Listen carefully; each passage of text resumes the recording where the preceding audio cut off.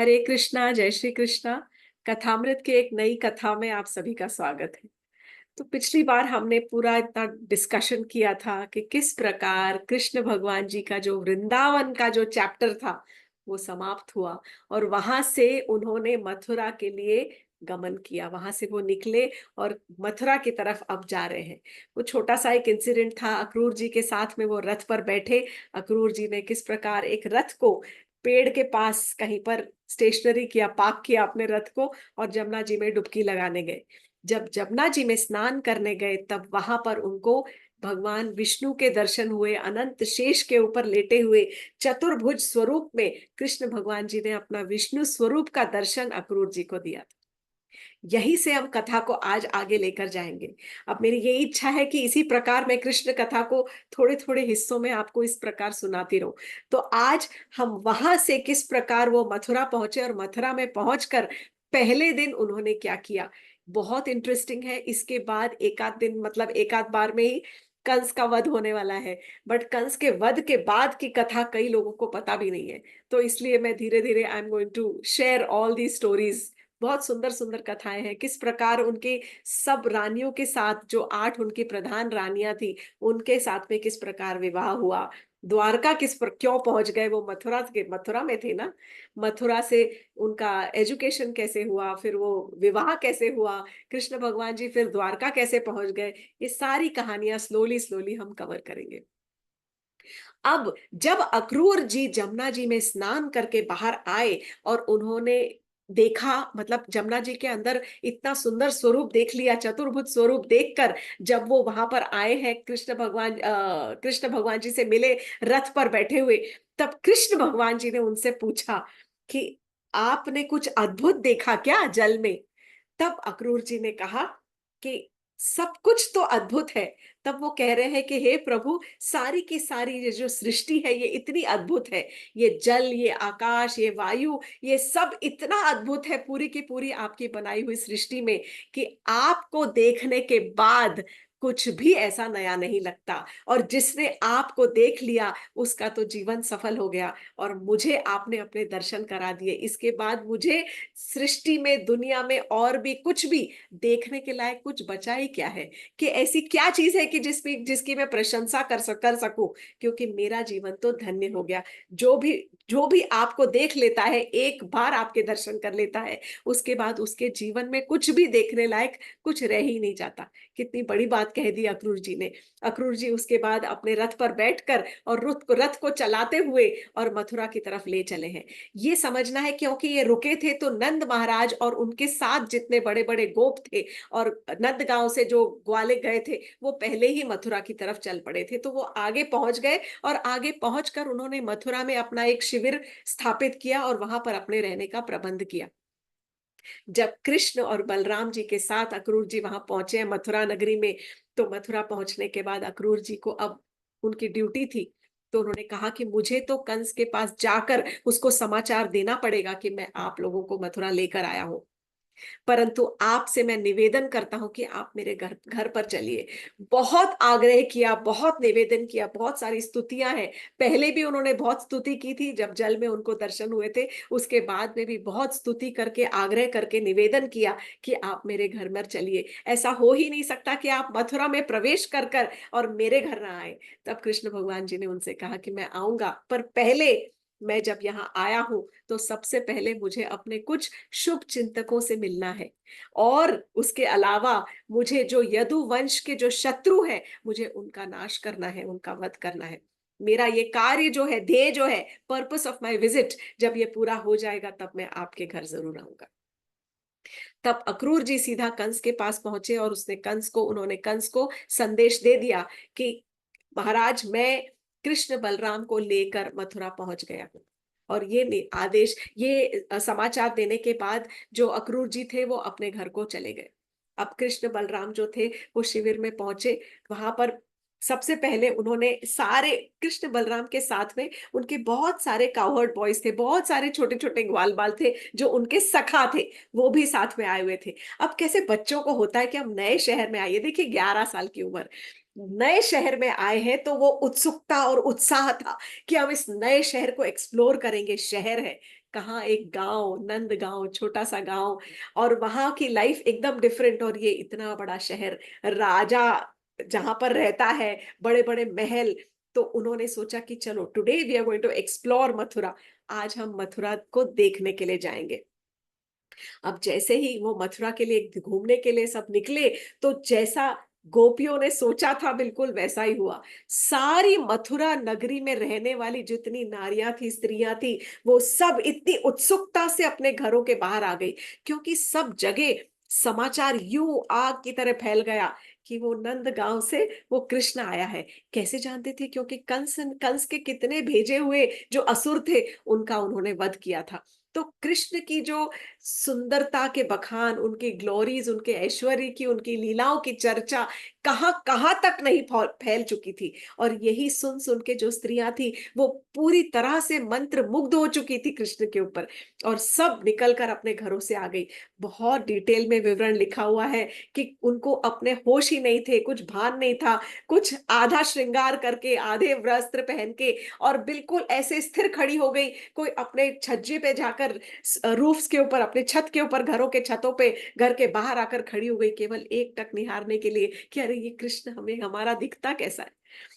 तरह तरह के, किसी के अंदर माधुर्य रस का भाव था, किसी के अंदर वात्सल्य रस का भाव था। इस प्रकार के अलग अलग भावों से वो कृष्ण को निहार रही थी।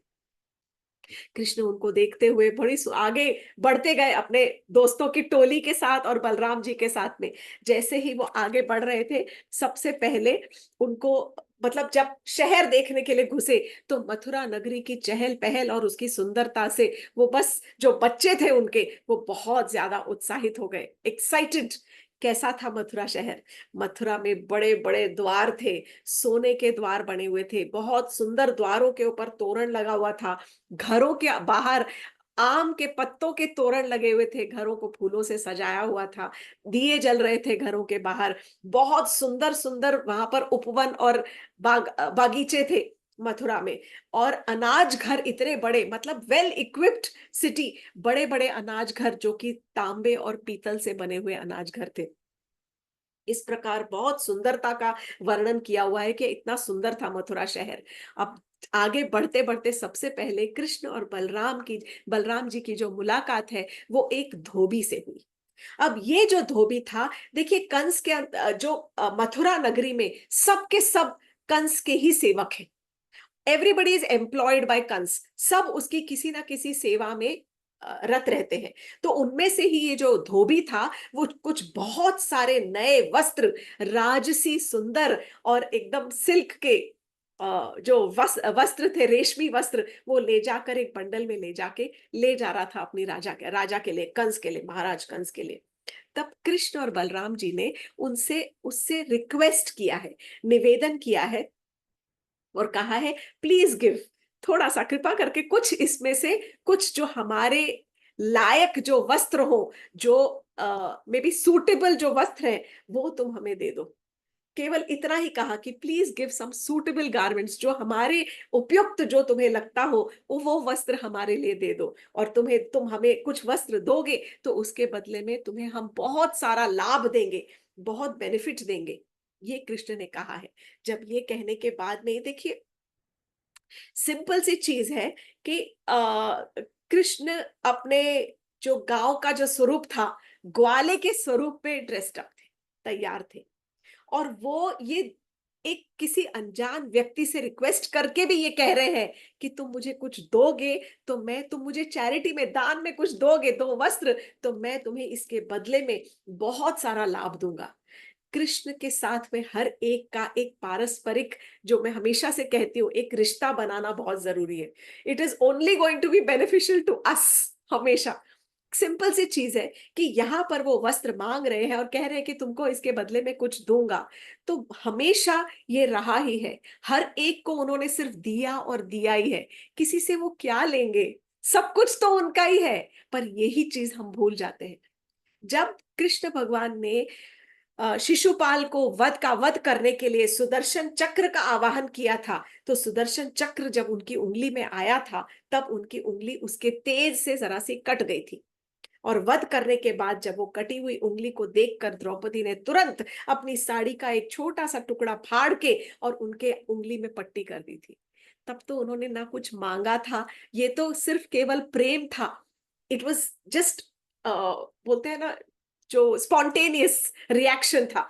तब उसका उसका भी जो था पूरा का पूरा, कृष्ण ने पूरा इतना, वो एक छोटी सी चीर का जो टुकड़ा था, वो इतना उसका रिटर्न किया है कि जब द्रौपदी को जरूरत पड़ी, जब उसका चीर हरण हो रहा था, तब उन्होंने मीटर मीटर लंबा लंबा, इतना metres and metres of fabric, इतनी लंबी साड़ी कर दी कि उसकी कोई अता ही नहीं थी।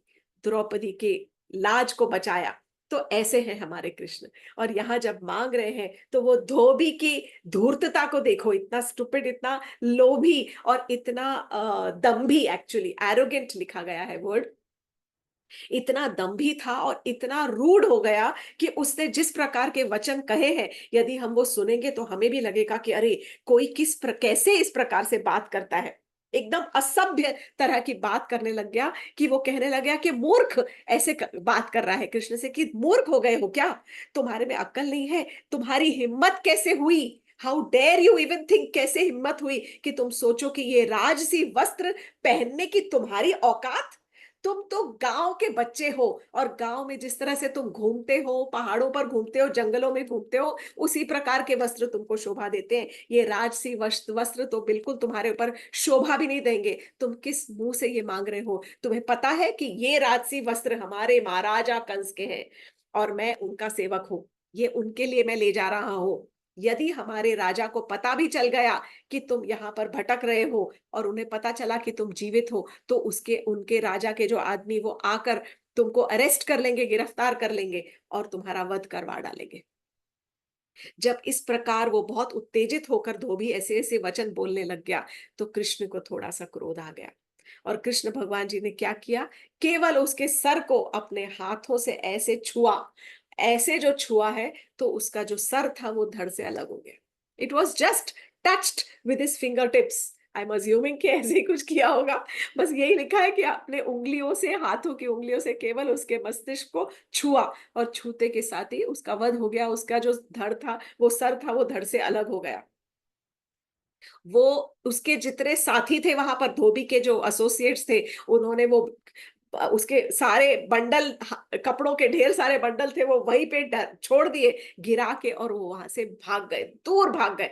जब भाग गए तो कृष्ण भगवान जी और बलराम जी ने वो पोटलियां खोली, बंडल खोले, उसमें से एक एक वस्त्र जो उनके हिसाब से उनको लग रहा था कि ये हमको शोभा दे रहा है, उन्होंने उठाया, अपने लिए रखा। और बाकी बहुत सारे वस्त्र जितने सखाओ थे, सखाओं से कह दिया जो तुम्हें पसंद आए इनमें से ले लो। सब ने जो जो उनको पसंद आया वो वस्त्र पहन लिया। देखिए क्यों तैयारी हो रही है, क्योंकि अगले दिन मल्ल युद्ध का उत्सव होने वाला है। It is a wrestling festival, it's actually a festival, बहुत बड़ा। इतने लाखों लोगों को निमंत्रण दिया गया था। अब वहां पर तो एवरीबडी वांटेड कि हम बढ़िया से सुंदर वस्त्र पहनकर अच्छे से शोभायमान होकर और वहां पर जाए।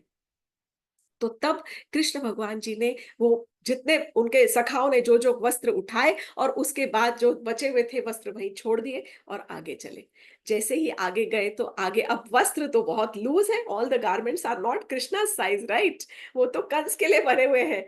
तो जब नए ही वस्त्र थे जो राजा के लिए जा रहे थे, तो उन्होंने जब देखा कि ये तो बहुत लूज है, पर आगे गए तो आगे उनको एक वीवर, जुलाहा मिला, टेलर समझ लो, या जुलाहा जो था।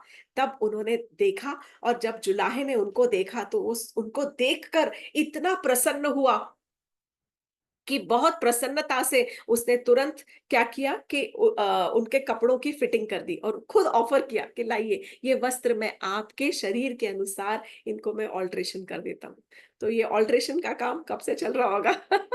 It's not new to us, because everybody used to be very very well dressed, much more than what we are today. हमें तो आदत हो गई है लाउंज वेयर पहन के आफ्टर कोविड घर में भटकने की।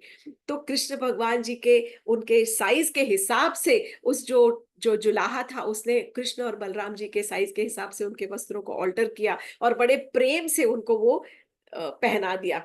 मतलब ये भी कहा है कि कुछ कपड़ों के ऑर्नामेंट्स बनाए, जो जेवर थे, कुछ कपड़ों के जो जेवर बना के भी उनको पहनाए, क्योंकि वो जुलाहा है। कृष्ण भगवान जी इतने प्रसन्न हो गए कि उन्होंने उसको कहा कि कहा कि तुम मुझसे वरदान मांग लो, पर तब वो कहा कि मुझे तो कुछ नहीं चाहिए प्रभु। तब कृष्ण भगवान जी ने उसको कहा कि जब तक तुम जीवित हो तब तक तुम्हारे पास खूब संपन्नता, खूब ऐश्वर्य, शक्ति होगी और हमेशा तुम्हारी स्मृति बनी रहेगी। You will have memory all your life, which is a big boon actually. ऐश्वर्य, शक्ति और स्मृति का वरदान दिया जीवित रहने तक। और ये भी कहा कि जब तुम्हारी मृत्यु हो जाएगी उसके बाद तुम्हें सारूप्य मुक्ति मैं प्रदान करता हूं। तो भगवान जी ने बिना ही उसके मांगे इतना कुछ उसको दे दिया। यदि धोबी से कुछ मिल जाता तो पता ही नहीं धोबी का क्या हाल होता। परंतु ये भी सोचती हूँ कि जो धोबी है वो कृष्ण के हाथों मरा, जो भगवान के हाथों मरा, तो सदगति तो मिल ही गई होगी, सद्बुद्धि नहीं मिली सदगति मिल गई होगी।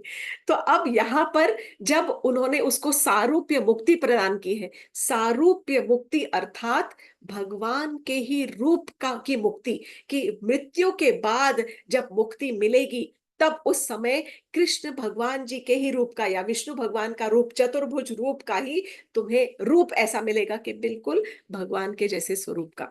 तो कई तरह की मुक्ति एक्चुअली का वर्णन किया जाता है। I'll just take maybe a minute to explain.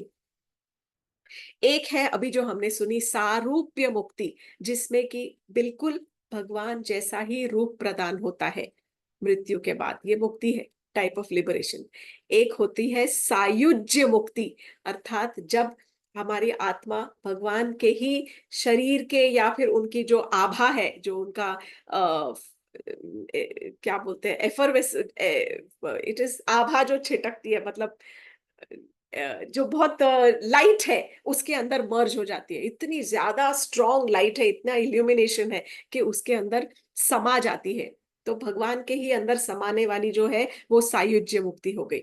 फिर एक है सामीप्य मुक्ति, कि मुक्ति के मृत्यु के बाद हमेशा आप भगवान के ही एक पार्षद बन के, उनके एक मित्र, एसोसिएट, सखा, दास, सेवक बनकर उनके साथ हमेशा रहोगे। दैट इज, हम उनके समीप रहोगे, इसलिए उसको सामीप्य मुक्ति कहा जाता है।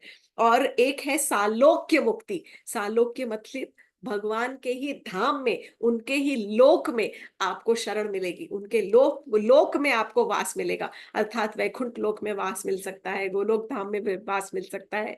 इस प्रकार एक और कहा है सार्ष्टी। सार्ष्टी मुक्ति मतलब जैसा भगवान के पास ऐश्वर्य है उसी प्रकार का ऐश्वर्य आपको मिलेगा मृत्यु के बाद। तो ये सब इट इज वेरी डिबेटेबल। यहाँ पर सारूप्य मुक्ति है, but again if you come to the term मुक्ति, मुक्ति मतलब जन्म मृत्यु जरा व्याधि के चक्कर से छुटकारा। पर वो छुटकारा केवल टेम्पररी ही मिलता है। भले आपको सालोक्य मुक्ति भी मिले, अगर आपको भगवान का लोक भी प्रदान होता है तो वो भी तब तक ही शायद प्रदान होगा जब तक आपके पुण्यों का जो चक्कर है, फेरा है, जो समझो, इट इज जस्ट लाइक कि मेरे पास 10,000 रुपए है, तो मैंने 10,000 रुपए खर्च करने तक मेरा चलेगा, उसके बाद क्या, फिर से मुझे काम करना शुरू करना पड़ेगा। तो इट इज वेरी सिमिलर। मेरे जब तक पुण्यों की पूंजी है तब तक उन पूंजी पूंजी के हिसाब से मेरी मुक्ति का टाइम साइकिल रहेगा। उसके बाद it is over and I have to come back again into this chakkar of जन्म मृत्यु जरा व्याधि। केवल एक ही छुटकारा है इस एक्चुअली जगत से, क्योंकि छुटकारा वही है कि यदि हम भगवान की शरण लेते हैं और भगवान को कंप्लीटली सरेंडर करते हैं, उनको पूरी तरह से उनकी शरणागति ले लेते हैं, पूरी तरह से उनके ऊपर अवलंबित हो जाते हैं, तभी केवल वो अपने सेवक के रूप में शायद अपने सामीप्य मुक्ति एक्सेप्ट करे, कि हम हमेशा उनके समीप रहे और उनकी सेवा में रहे। तो जहां जहां प्रभु रहेंगे उनके समीप हम रहेंगे, उनके सेवक बन के रहेंगे या सखा बनकर रहेंगे या वात्सल्य रस में रहेंगे। जिस प्रकार जैसी जिसकी भावना, उस प्रकार भगवान उसको मुक्ति प्रदान करते हैं और उस प्रकार उसकी इच्छाओं को, you have to desire and deserve also, उसकी इच्छाओं का ख्याल रखते हैं। अब ये हुआ कि जब जुलाहे को सारूप्य मुक्ति प्राप्त हो गई, मतलब उसको वरदान दिया कि जीव मृत्यु के बाद सारूप्य मुक्ति मिलेगी। अब भगवान और आगे आगे बढ़े, जैसे ही आगे गए तो सीधा वहां पर वो उनके एक सुदामा करके है लिखा हुआ है, जिसका घर था, जिसके घर गए हैं। अब ये सुदामा उनका मित्र सुदामा नहीं है, ये सुदामा एक हार बनाने वाले व्यक्ति का नाम है।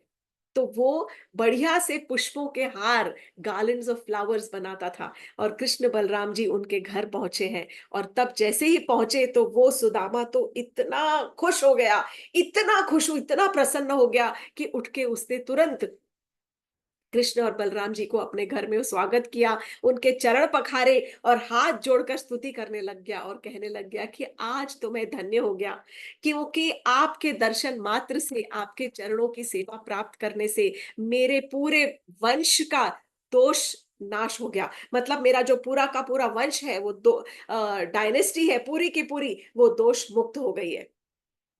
आप मुझे आदेश दीजिए कि मैं किस प्रकार आपकी सेवा कर सकता हूँ। कृष्ण बलराम जी वहीं चुपचाप खड़े रहे और बहुत ही मंद मंद मुस्कान से बस बैठे रहे, कुछ नहीं बोले। परंतु सुदामा ने उनके मन की बात समझ ली, और उसके बाद सुदामा के पास था ही क्या, यही था, क्योंकि वो हार बनाता था तो वो समझ गया कि कृष्ण बलराम क्यों मेरे पास आए हैं। उसने बहुत ही सुंदर सुगंधित ताजे पुष्पों की मालाएं बनाकर और कृष्ण बलराम जी को पहनाई है और उनको अर्पित की है। कृष्ण और बलराम जी इतने, कृष्ण भगवान और बलराम जी इतने ज्यादा प्रसन्न हो गए, और उन्होंने तब उसको बहुत सारे बून्स दिए हैं, बेनेडिक्शंस दिए हैं, बहुत सारे उनको मतलब लॉट्स ऑफ ये वरदान दिया है कि जब तक तुम मांगो। तो बलराम सुदामा ने कहा कि मेरे पास मांगने के लिए कुछ नहीं है प्रभु। तब कृष्ण, मुझे अगर आप देना ही चाहते हैं, तो सुदामा कह रहा है कि यदि आप देना ही चाहते हैं तो मुझे गूढ़ भक्ति दीजिए, इंटेंस डिवोशन दीजिए। तब कृष्ण भगवान जी ने तथास्तु कहा, लेकिन ये भी कहा कि जब तक तुम जीवित रहोगे तब तक सारे ऐश्वर्यों की तुम्हारे पास में पूंजी मिलेगी, तुमको सारे ऐश्वर्य तुमको मिलेंगे, तुमको शक्ति मिलेगी, लंबी आयु मिलेगी और बहुत कीर्ति होगी। Your family will live in prosperity. तुम्हारी जो फैमिली है, कभी भी, परिवार को कभी भी किसी चीज की कमी नहीं होगी, केवल ऐश्वर्य ही ऐश्वर्य प्राप्त होगा। छोटी छोटी चीजें कोई दे रहा था, और कृष्ण भगवान इतने बड़े बड़े वरदान दिए जा रहे थे। काश हम कृष्ण लीला में किसी प्रकार प्रवेश कर पाते। तो कृष्ण भगवान जी अब आगे को बढ़ रहे हैं, और जैसे ही आगे बढ़ते हैं तब उनको एक कुबड़ सी एक स्त्री दिखाई दी। अब ये कुब्जा है, कुब्ज है, इसका नाम कुब्जा नहीं था, ये कुबड़ थी, इसलिए कुब्ज कहा गया है संस्कृत में। और बहुत सुंदर थी, परंतु उसके कुबड़ निकला हुआ था, और कमर झुकी हुई थी, थोड़ी सी टेढ़ी सी आकृति थी। परंतु इसके हाथ में एक छोटा सा दोना था, या ट्रे समझ लो, जो भी चीज था, एक प्याला था जिसके अंदर बहुत सुगंधित लेप थे। सुगंधित अर्थात चंदन, गुलाब जल, इस प्रकार का कुछ मिश्रण किया हुआ बहुत सुंदर, बहुत सुगंधित लेप थे। तब कृष्ण ने उनसे पूछा कि हे देवी, आप कौन है, और ये अपने साथ ये लेप कहाँ लेकर जा रहे हैं, हमें थोड़ा सा इसमें से लेप दे दीजिए। तो वो जो स्त्री थी उसने देखा, और कृष्ण के रूप को देखकर इतनी मोहित हो गई कि वो कहने लगी कि हे प्रभु, मैं तो कंस की दासी हूँ, मैं कंस की सेवा में हूँ, मेरा नाम त्रिवक्र है। तो जिसे हम कुब्जा करके नाम से सुनते हैं, उसका नाम कुब्जा नहीं है, उसका नाम त्रिवक्र था। कुब्जा इसलिए क्योंकि वो श्लोक के अंदर कुब्ज करके लिखा गया है, डिस्क्राइबिंग हर कंडीशन। कुबड़ को कुब्ज भी कहते हैं। कहने लगी, मैं कंस की दासी हूँ, और मेरा जो नाम है वो त्रिवक्र है। मैं ये तरह तरह के लेप बनाकर अपने महाराजा के लिए लेके जाती हूँ। उन्हें ये मेरे बनाए हुए लेप बहुत अच्छे लगते हैं, और वो हमेशा अपने आप को इन सुगंधित लेपों से सजाते हैं। परंतु आपका स्वरूप तो इतना आकर्षक है। तो शी स्टार्टेड ग्लोरीफाइंग, आपका स्वरूप तो इतना आकर्षक है कि आपको, मुझे बहुत प्रसन्नता होगी, और मेरे भाग्य, बहुत सौभाग्य होगा यदि मैं आपको अपने बनाए हुए लेप दे सकूं। और तब उसने बहुत सारा, ढेर सारा लेप जो था वो दिया, कृष्ण बलराम को दिया, जिसको कृष्ण और बलराम जी ने अपने शरीर पर लगाया, चंदन से अपने आप को सुसज्जित किया, चंदन, गुलाब जल, जो भी सुगंधित लेप था। अब वो और भी ज्यादा सुंदर लगने लग गए। ये जो प्रक्रिया थी, इतने प्रेम से जब वो त्रिवक्र ने दिया, एक गिफ्ट छोटा सा दिया, तो कृष्ण भगवान जी उसके भी, मतलब ही बिकेम लाइक इंडेटेड, ऋणी हो गए उसके। और तब उन्होंने क्या किया, बहुत ही सिंपल, बहुत सुंदर बताया है कि कृष्ण भगवान जी ने अपने पैरों से, उसके जो पैर के जो पंजे, टोज थे, पैरों के पंजों को अपने पैर से दबाया, दोनों अपने पैर उसके पैरों के पंजों पर रखे और फिर दोनों हाथों की एक एक उंगली से उसकी ठोड़ी को ऐसे ऊपर किया। मतलब आप समझ लो, जैसे मैं ऐसे कर रही हूँ तो ठोड़ी को ऐसे ऊपर किया। जैसे ही ऐसे ऊपर दबाया और पैर से उसके पंजों को दबाया, उसका सारा शरीर सीधा हो गया। She became upright, straight, and she became so beautiful. इतनी सुंदर और इतनी आकर्षक हो गई कि अब उसको अपने आप को देखकर ऐसे लगने लग गया, थोड़ी सी शर्म आने लग गई, लज्जा आ गई कि कृष्ण को देखकर और बलराम जी को देखकर थोड़ी लज्जित महसूस करने लग गई। इतनी खुश हो गई, इतनी प्रसन्न हो गई कि उसने हाथ जोड़कर कृष्ण भगवान जी से प्रार्थना की कि आप मेरे घर पर पधारिए। तब कृष्ण ने कहा कि अभी नहीं, अभी तो पहले मुझे अपने इस विजिट का जो मेरा पर्पस है पहले वो पूरा करना है, उसके बाद मैं तुम्हारे घर जरूर आऊंगा। ये कहकर कृष्ण भगवान जी आगे गए। तो पहले धोबी से मिले, फिर जुलाहे से मिले, फिर हार वाले सुदामा से मिले, ये त्रिवक्र जो थी, जो लेप लेकर जाई थी, उससे मिले। अब उसके बाद जैसे जैसे आगे बढ़ते गए, वैसे वैसे वहां पर बाजार में जितने दुकानदार थे, मर्चेंट्स थे, सब कोई उनको पान दे रहा है, कोई उनको फूल माला अर्पित कर रहा है, कोई उनको सुगंध इत्र और इस तरह के परफ्यूम्स वगैरह दे रहा है। स्त्रियां खड़ी है बाजार में अपना भान भूल कर, एकदम ऐसे जैसे कि कोई स्टिल पेंटिंग होती है, इस तरह से वो खड़ी है और कृष्ण भगवान जी को निहार रही है। ऐसे ही चलते चलते अब कृष्ण बलराम जी ने डिसाइड किया कि अब हमको वहां जाना चाहिए, उस स्थान पर जहां पर धनुर्यज्ञ हो रहा है, वो सैक्रिफाइस होने जा रहा है। उन्होंने पूछा लोगों से कि कहां पर है वो अखाड़ा जहां पर धनुर्यज्ञ, वो जगह कहां पर है जहां पर धनुर्यज्ञ हो रहा है, धनुष रखा गया है। उन्होंने बताया। तब कृष्ण बलराम जी और उनके सखा सब मिलकर आगे चलते गए और उस जगह पर पहुंचे जहां पर वो एक सुंदर सा बहुत बड़ा धनुष रखा गया था। ये धनुष कहा जाता है कि बिल्कुल इंद्र के धनुष के समान था, बहुत ही सुंदर। सारे चारों तरफ से पहरेदार उसको उसकी रक्षा के अंदर वहां पर स्थापित किए गए थे, सारे खड़े थे वहां पर। वो ही जो जो पहरेदार थे वो उसकी प्रार्थना भी कर रहे थे, हाथ जोड़ के पूजा भी कर रहे थे, दे वो वर्शिपिंग द बो, और साथ साथ में उसकी रक्षा में भी वहां पर नियुक्त किए गए थे। कृष्ण और बलराम जी सीधे आगे बढ़े, उनको हटाया। रक्षकों ने बहुत कोशिश की, पहरेदारों ने, जितने सिपाही थे, सैनिकों ने बहुत कोशिश की, थोड़ी हाथापाई भी हुई, पर कृष्ण भगवान जी ने सबको वहां से हटा के और अंदर अंदर घुसते हुए अपना रास्ता निकाला और तुरंत उस धनुष को अपने लेफ्ट हैंड से ऐसे बहुत आसानी से उस धनुष को उठा लिया, उठाया एकदम आराम से और बहुत प्रेम से उसके धनुष को प्रत्यंचा चढ़ाई, स्ट्रिंग द बो, प्रत्यंचा चढ़ाई। अब धनुष उठा लिया, प्रत्यंचा चढ़ा दी। अब उसके बाद उन्होंने जो प्रत्यंचा को खींचा, बहुत ऐसे एकदम ऐसे खींचते गए, जब जो ज्यादा जोर से खींचा तो धनुष दो टुकड़ों में टूट गया। जब खींचोगे तो धनुष है, वो धनुष ऐसे दो टुकड़ों में टूट गया। और जब टूटा तो बहुत भयंकर भीषण आवाज हुई, खूब, इतनी भीषण आवाज थी कि उस आवाज से सारी धरती, आकाश, दसों दिशाओं में वो आवाज फैल गई। कंस ने भी वो आवाज सुनी। कंस ने जैसे ही उस धनुष के टूटने की आवाज सुनी, वैसे ही उसके मन में वो दहशत, मृत्यु की दहशत ने जन्म ले लिया और वो कांपने लग गया, अपने राजमहल के अंदर ही बैठा हुआ। टेरर फिल्ड हिज हार्ट, बहुत घबरा गया। अब वहां पर जितने ही जो पहरेदार थे, सैनिक थे, उन्होंने तुरंत कृष्ण और बलराम के ऊपर झपट्टा मार के उसको पकड़ने की कोशिश की, उनको और मारपीट करने की कोशिश की। सब जोर जोर से चिल्लाने लगे, वो सैनिक थे, किल हिम, मार डालो इसका, वध करो इसका, नाश कर दो इसको, मार डालो। परंतु कृष्ण और बलराम जी ने दोनों ने वो जो धनुष के दो टूटे हुए टुकड़े थे, वो एक एक टुकड़ा आपस में ले लिया और लेके उसी उन्हीं टुकड़ों से मिनटों में जितने सिपाही सैनिक वहां पर खड़े थे उन सबका वहीं पर वध कर डाला। थोड़ा युद्ध, छोटा सा माइनर युद्ध हुआ होगा और फिर सबको मार दिया। मारने के बाद एकदम आराम से वहां उस जगह से चले गए। कृष्ण बलराम जी बोले अब यहां से चलते हैं, थोड़ा और शहर घूमेंगे। उसके बाद फिर से शहर की जो चहल पहल थी, सुंदरता थी, उसको देखते हुए, रास्तों पे भटकते हुए, मतलब विचरते हुए, एक्चुअली बहुत अच्छे तरह से जैसे बच्चे घूमते हैं ऐसे घूमते हुए, उसके बाद जैसे ही सूरज ढलने लगा और जब थोड़ी थोड़ी अंधेरा छाने लगा, तब उन्होंने डिसाइड किया कि चलो अब हमको अपने शिविर में वापस जाना चाहिए। तब कृष्ण बलराम जी अपने शिविर में वापस लौटे हैं। वहां पर लौटने के बाद उन्होंने लिखा है ऐसे कि दूध और भात खाया है, मिल्क एंड राइस। खाने के बाद में थोड़ा आराम किया और रात को शयन करने के लिए चले गए। अब यहाँ पर राजमहल के अंदर जब कंस ने ये आवाज सुनी तो उसका दिल एकदम घबरा गया और दहशत से डर गया है। ऐसा बहुत अब सोच रहा है, उसको तुरंत खबर मिल गई कि कृष्ण ने वो धनुष तोड़ दिया।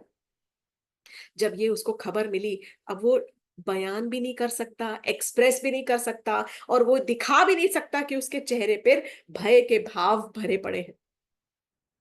फिर भी अंदर, हृदय के अंदर इतना घबराया हुआ था कि वो अपने कमरे के अंदर चला गया, सोने की कोशिश करने लगा, क्योंकि अगले दिन, next day was a very important day. अगले दिन मल्ल युद्ध था। उसका इतना बड़ा प्लान था कि वो हाथी के पैरों के नीचे कृष्ण को दबवाएगा, और नहीं तो जो उसके मल्ल योद्धा थे उनसे उनको उनका वध करवाएगा। यही सोच रहा था, परंतु उसको नींद ही नहीं आ रही थी। वो इतना घबराया हुआ था, जैसा कि मैंने कहा, मृत्यु की दहशत उसके अंदर, हृदय के अंदर घर कर बैठी थी। और तब वो सोचने लगा, उसको अलग अलग अपशकुन नजर आने लगे। ऐसा बताया गया है कि उसको, जब तक वो जाग रहा था, तब उसको ऐसा लगने लगा कि अरे, मेरी जो परछाई है, परछाई के अंदर उसको अपना सिर नहीं नजर आ रहा था। कभी उसको परछाई के अंदर इतना बड़ा होल नजर आता था। फिर उसको चांद और सितारे जो है डबल डबल नजर आने लगे, कि दो दो चंद्रमा है और एक एक के डबल डबल सितारे नजर आने लगे। जब वो सोने की कोशिश कर रहा था, नींद आ नहीं रही थी, और जब नींद आई भी तो स्वप्न में भी बहुत बड़े बुरे बुरे उसको अपशकुन नजर आने लगे। उसको यमदूत नजर आने लगे कि ये मुझे ले जाने आ रहे हैं। और उसको ऐसा लगा कि जितने भूत पिशाच है सब उसका आलिंगन कर रहे हैं और बोल रहे हैं, वेलकम होम, वेलकम।